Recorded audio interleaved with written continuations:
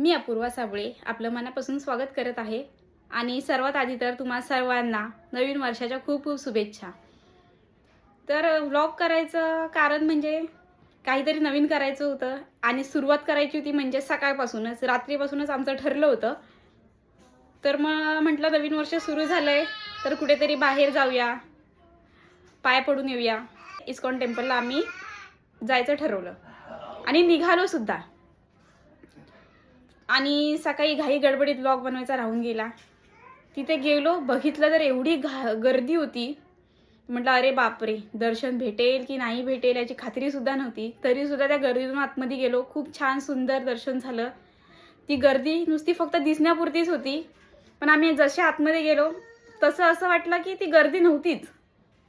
जणू काय ती गर्दी फक्त भीती दाखवण्यासाठी होती, काय माहित नाही। पण जसं आतमध्ये गेलो खूप सुंदर दर्शन झालं आणि मग घरी आलो।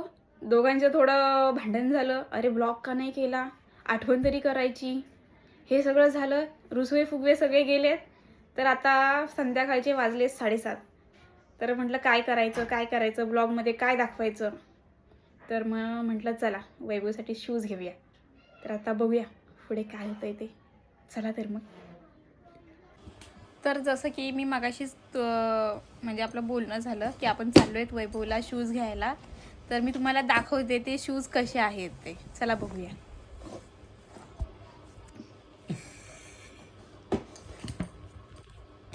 बाबू ये बॉक्स करा इकडे।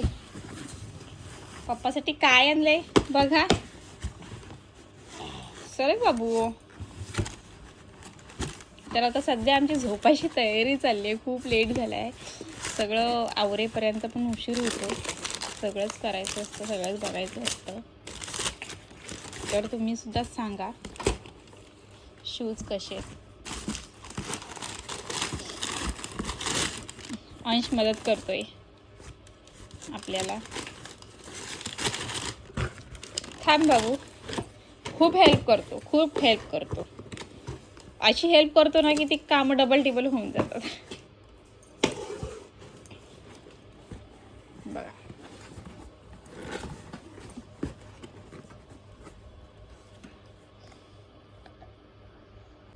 तर आजचा हा आपला पहिला ब्लॉग इथे संपत आहे।